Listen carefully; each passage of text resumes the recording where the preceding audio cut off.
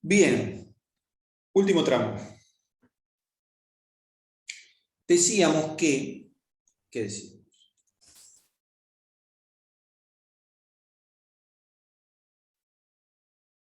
Ah, sí. Decíamos que ¿cómo es que se llama? ¿Cómo es que era? Acá está, ¿dónde está? Ahí. Ah, acá está. Decíamos que la caloría entonces era justamente lo que obteníamos de degradación de los alimentos cuando los degradábamos. Hoy en día hemos resumido como públicamente la necesidad del alimento como fuente energética. Entonces hablamos de los alimentos en virtud de las calorías que producen, como si en realidad fuera lo único que importara de los alimentos. Es decir, el alimento se terminó, digamos, la concepción del alimento se terminó, como quien dice, bastardeando, en el sentido de llevarlo solamente a la importancia de las calorías como tales. Pero ojo, porque los alimentos no tienen importancia solo por sus calorías, porque nosotros podríamos comer calorías, ya eso también tenemos idea, las calorías pueden no sernos útiles a pesar de consumir las calorías que necesitamos.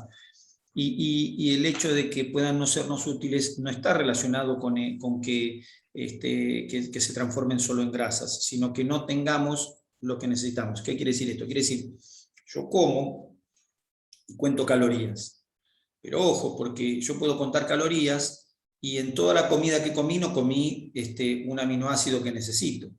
Calorías vacías. Las calorías pueden no ser totalmente vacías, pero yo no tuve en cuenta un aminoácido y eso es suficiente como para que me traiga problemas. O como también cuento las calorías y no tengo, no sé, no tengo ácido linolénico y voy a tener problemas.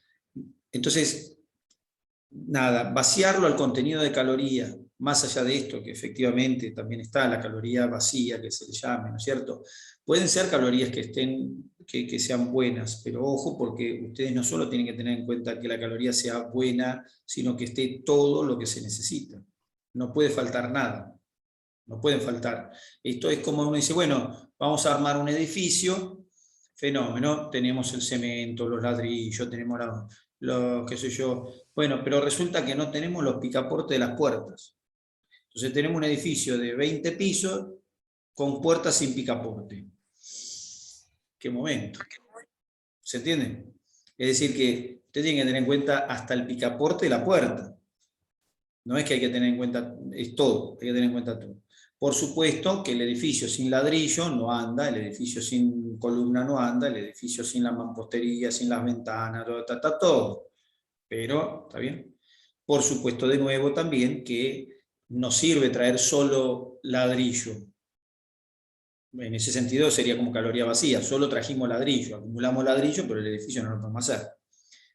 Pero no solamente eso, sino que además hay que tener en cuenta hasta el último pedacito de las cosas. ¿De acuerdo? Sin embargo, hecha esa aclaración, digo, la mayor parte del alimento que ingerimos lo utilizamos como fuente energética. Es decir, en el adulto principalmente. En el adulto, la mayor parte del alimento que ingerimos lo usamos como fuente energética, de modo tal que en el balance tenemos en cuenta solamente las calorías. Ese es el motivo por el cual tenemos en cuenta las calorías solamente, porque en el balance lo que nos interesa es lo que nosotros necesitamos ingerir para poder mantener energéticamente el cuerpo todos los días. A pesar de que aclaré lo otro. Pero una vez que hice la aclaración, digo, bueno, en última instancia igual, bueno, medimos en calorías porque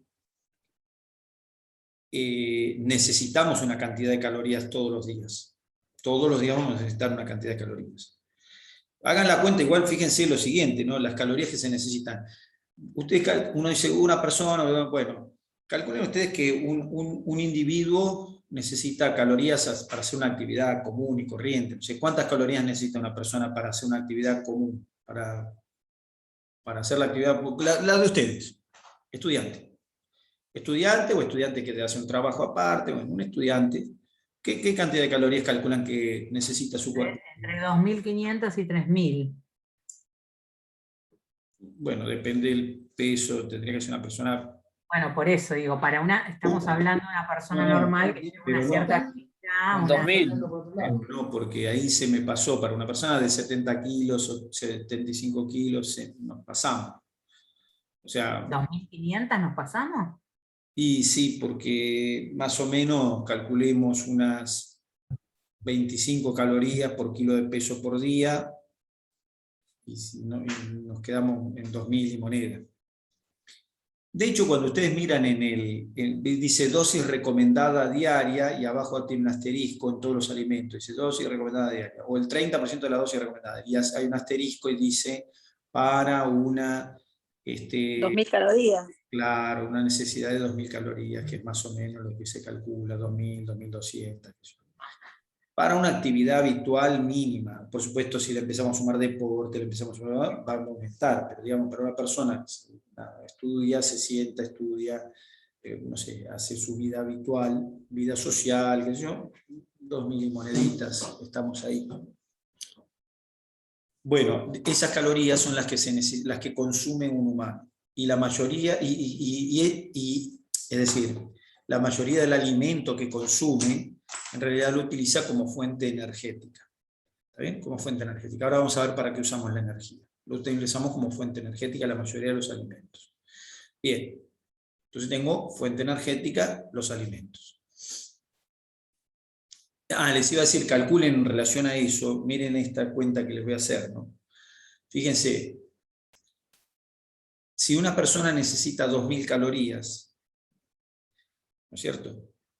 Si una persona necesita 2.000 calorías y tomemos de promedio entre grasa e hidrato de carbono, vamos a tomar un promedio y pongámosle 6 calorías de promedio, grasa, proteína, lípido en un pedazo de comida. Vamos a ponerle un promedio de 7 calorías por gramo, o 6 calorías por gramo, vamos a ponerle. 6 calorías por gramo. Quiere decir que 1.000 gramos dan 60 calorías. Perdón, que 6 calorías por gramo, 10 gramos son 60 calorías. 100 gramos, 600 calorías. 1.000 gramos, 6.000 calorías. Hasta ahí vamos. 1.000 gramos de comida, 6.000 calorías más o menos. Para tener así, obviamente, nada. Pero quiero hacerle esta cuestión. Escuchen. 1.000 gramos, entonces 6.000 calorías. ¿No es cierto? 6.000 calorías. Que son 3 personas. O sea que 3 personas comen 1 kilo de alimento. Ahora fíjense, la China tiene 1.400 millones de personas. ¿Está bien? ¿Cuántos kilos de comida necesita por día la China para que se mantenga su gente? Son kilos y kilos de comida. ¿Se entiende? O sea que 6.000 son 3 personas. O sea que 3 son 1 kilo. ¿Está bien? O sea que 3.000 son 3.000 kilos. Bueno, son 1.400. Son 1.400, claro. Claro, serían 1.400 millones de personas, dividido 3, que serían más o menos unos 400. O sea que necesitamos unos 400 millones de kilos de comida por día para alimentar a los chinos. O sea que, con esto, ¿qué quiero decir? La cantidad de calorías que tenemos que fabricar por día en el mundo son montones. Montones de calorías. Ese es el motivo por el cual el alimento va a ir escaseando, escasea y cada vez va a escasear más. ¿Está bien? Porque, nada, cuanto más crezca la población, más alimento vamos a necesitar. Bueno, nada, hecho esa comparación para que tengamos noción de lo que estamos hablando, entonces decimos, bueno, los nutrientes generan unas calorías. ¿Para qué usamos la energía esa en forma de calor? ¿Para qué utilizamos esa energía, en forma de caloría? ¿Para qué utilizamos esa energía? Bueno, la energía la utilizamos para algunas cosas básicas. Lo primero para que utilizamos la energía es el metabolismo basal. ¿Está bien? Es decir, lo que usamos de base significa, si yo estoy acostado en una cama sin hacer nada, por ejemplo, durmiendo, no digo en coma, porque en coma incluso puede modificarse el metabolismo basal, pero estoy durmiendo, no hago actividad, hago lo menos, lo que necesito para mantener la máquina, eso se llama, para mantener la máquina, sería lo que necesito para mantener el metabolismo basal. Eso sería el metabolismo basal, lo que de base, la célula sin hacer más nada que estar viviendo, por llamarlo. ¿Está bien? Nada. Entonces, esa máquina, que es como si fuera un caldero, yo siempre digo, la máquina nuestra es como si fuera un caldero, no, un horno, ¿no es cierto? Como si fuera un horno, como si fuera una salamandra, esa es la palabra que quería usar, como si fuera nuestro cuerpo, como si fuera una salamandra de leña. La salamandra, para mantener mínima la temperatura básica mínima que tiene que mantener una salamandrita prendida, necesita leña. Eso es el metabolismo basal. La comida que tengamos que echar. No podemos vivir sin nada. O sea, podemos tener nuestro cuerpo acostado y sin hacer nada, pero sigue consumiendo. Ese consumo se llama consumo basal. Y es el metabolismo basal el que lo consume, y ese metabolismo es variable, y hay un promedio de 35 a 50 calorías, como dice ahí en nuestra diapositiva, 35 a 50 calorías por metro cuadrado por hora lo que gastamos, ¿de acuerdo? O sea que va a depender, obviamente, ahí dice, de sexo, edad, hormonas tiroideas, temperatura corporal, ¿no es cierto? Temperatura ambiente, distintos ambientes, distintas circunstancias que van a modificar ese metabolismo basal, o que van a tener incidencia en ese metabolismo basal, pero cada individuo tiene su metabolismo basal, ¿de acuerdo? Entonces, fulanito metaboliza más que yo, por eso es que no engorda. Bueno, puede ser, fulanito metaboliza distinto, porque hay distintos metabolismos. Entonces pueden perfectamente haber distintas metabolizaciones, y entonces, nada, es el metabolismo basal. Entonces la energía que utiliza nuestro cuerpo para el metabolismo basal, es decir, para todas las reacciones químicas que hay en nuestro cuerpo, tiene un consumo. Pregunto para el metabolismo basal, ya que está, ¿alguna reacción que consuma energía?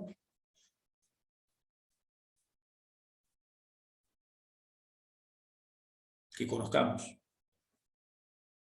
Porque la hayamos mencionado. ¿Y alguna otra? Muy bien. ¿Y alguna otra más? La glucólisis. La glucólisis no consume energía, la produce. ¿Está bien? Sí, mala mía. El ciclo de Krebs o las fosforilación, o sea, las demás etapas de la respiración celular. No entendí. Todo lo que Claro, es la respiración celular la componen la glucólisis, la descarboxilación oxidativa, el ciclo de Krebs, bla, bla, bla. No, la respiración celular no es todo eso. Todo eso se llama glucólisis aeróbica. Respiración celular es solamente la última parte. Cadena de electrones, aceptación y aceptación de los electrones por parte del oxígeno. A nosotros no nos lo dio pero igualmente, así. no importa, pero igualmente todo ese proceso en realidad es productor de energía. Que es como la obtenemos, no como la gastamos. Yo estoy hablando de cómo la gastamos. Por ejemplo, podría decir bomba de sodio, potasio, ATPasa. Podría decir síntesis de proteína, síntesis de cualquier cosa, todas las síntesis usan ATP. Nada, eso es metabolismo basal utilizando reacciones químicas que requieren ATP. ¿Se entiende? Metabolismo basal, por ejemplo, para que la célula viva, tiene que estar funcionando permanentemente las bombas de sodio, potasio, ATP-ASA. ¿Está bien? Entonces quiere decir que se gasta ATP, quiere decir que se gasta energía para mantener la vida. O proceso de síntesis proteica para una proteína de la membrana, o para fabricar una enzima. Eso necesita ATP. ¿Está bien? Lo que consume ATP, procesos básicos de la vida. Eso le llamamos metabolismo basal. Eso consume 35 a 50 kilocalorías por metro cuadrado por hora.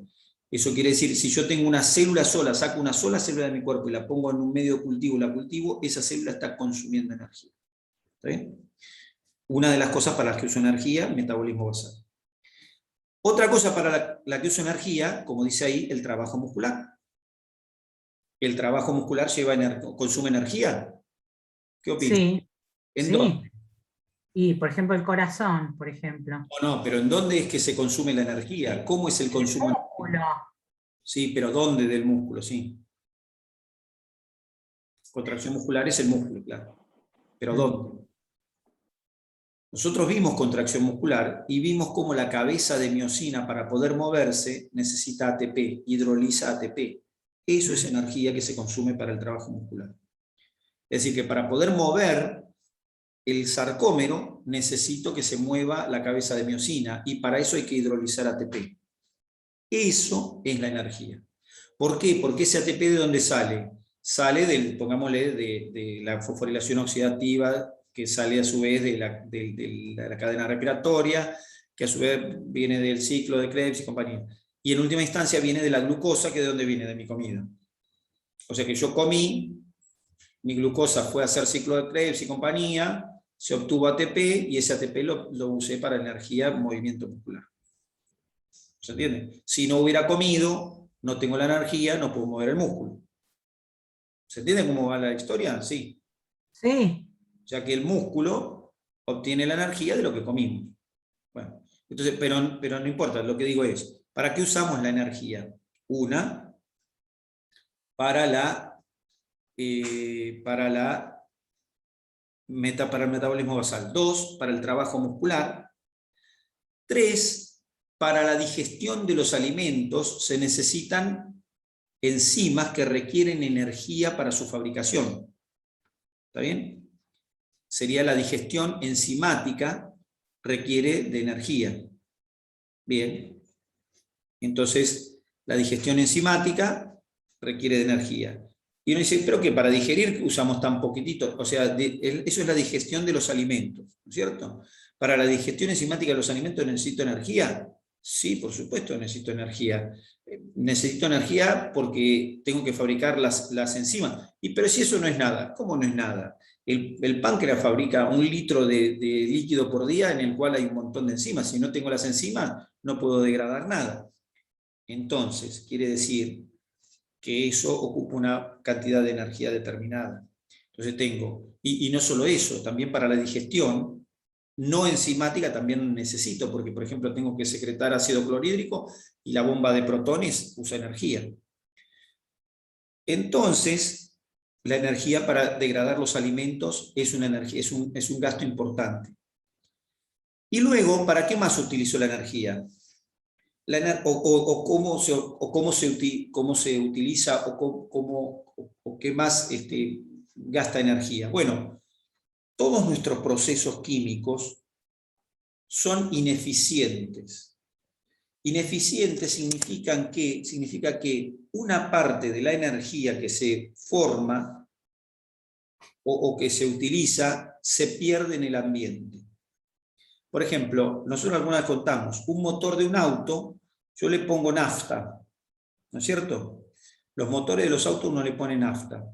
La nafta se va quemando con una chispa y produce una energía para mover un pistón, 4 pistones, 6 de acuerdo del auto, que yo 8 de acuerdo de un auto, un camión, lo que sea. Pero se mueven los pistones con el consumo de la nafta que yo hago explotar. Entonces voy consumiendo la nafta y genera una energía mecánica. Pero el proceso es ineficiente. En ese proceso se produce, una parte de la energía que se produce es para generar calor, ya sea el calor propio de la explosión o ya sea porque el pistón fricciona, el movimiento está como contenido por el propio cilindro que lo tiene y esa fricción que se hace lo detiene, por lo que necesito que la explosión sea más grande para poder mover el pistón. Entonces se dice que ese pistón se fricciona y va generando calor. Bueno, o sea que la energía de ese calor se produjo por movimiento del pistón, el movimiento del pistón se produjo por la explosión de la nafta, o sea que la nafta es lo que está produciendo la energía calórica. Por ende, digo, yo obtuve energía mecánica para el movimiento, pero obtuve energía calórica también, que se perdió en el ambiente, se pierde primero en el calor de los hierros del motor y después se va al ambiente. Ahora yo pregunto, ¿cuánto calculan ustedes en un motor de nafta? ¿Cuánto calculan que utilizamos de la nafta para obtener calor y cuánto para obtener el movimiento que mueve realmente el auto, en proporción? ¿Qué opinan? ¿Qué proporción de la nafta que uno le pone al tanque de nafta, qué proporción de esa nafta se usa realmente para producir movimiento y qué proporción se pierde en el ambiente en forma de calor?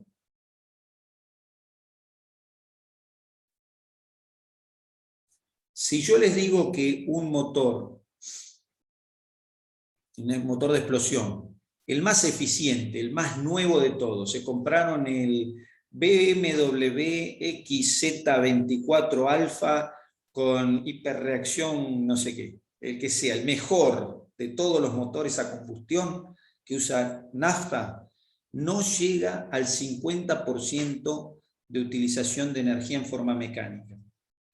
¿Qué quiere decir esto? Que el 50% de la nafta que se le pone a ese auto se disipa en forma de calor. El 50% se quema y produce calor.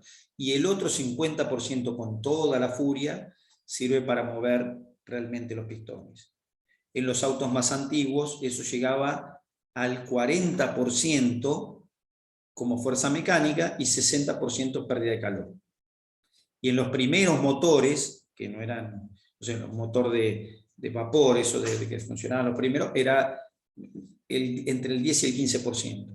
O sea que le echaban leña a la locomotora, por ejemplo, y el 10 a 15% era para mover la locomotora, de lo que se quemaba de la leña. Y el otro 90% se disipaba en forma de calor. No solo el humito, sino el calor en la locomotora. Uno tocaba la locomotora, estaba caliente el ambiente alrededor. Quiere decir que las reacciones químicas son ineficientes. Bueno, las de nuestro cuerpo también son ineficientes. Y una parte significativa de nuestras reacciones químicas genera calor que no podemos utilizar para nada. Por eso, ahí dice que el metabolismo basal, el trabajo muscular y la digestión producen calor. Entonces utilizamos nuestra energía, la energía de lo que comemos, se utiliza para 4 cosas. Metabolismo basal, trabajo muscular, digestión y producción de calor. En producción de calor podríamos agregar que existen algunas formas en las que podemos desacoplar la cadena respiratoria de la fosforilación oxidativa, en las cuales hacemos la cadena respiratoria, pero no podemos fosforilar el ADP, y entonces esa energía se disipa. Eso lo hacen algunas células de nuestro cuerpo, pueden hacerlos en algunos momentos, pero la grasa parda, la que tiene el oso, la que tienen los bebés, lo hacen normalmente. O sea que los bebés tienen un aparato de producción de calor. Tienen como su propia almohadita térmica. ¿Está bien? Esa almohadita térmica es aparte, porque no tiene que ver con el metabolismo basal, ni el trabajo muscular, ni la digestión enzimática. O sea que incluso decimos, producimos calor como gasto, pero también incluso podemos producir calor que no provenga de las otras 3 formas de gasto. O sea que podemos tener calor producido por las otras 3 formas de gasto o calor que se produce independientemente de las otras 3 formas de gasto. Pero en última instancia igual, las formas de gastar energía son 4. Metabolismo basal, trabajo muscular, digestión de los alimentos y producción de calor. ¿Está bien? Así es como usamos la energía nosotros. Nuestra energía se utiliza para estas cosas. ¿De acuerdo? Bien. Por eso tenemos que comer.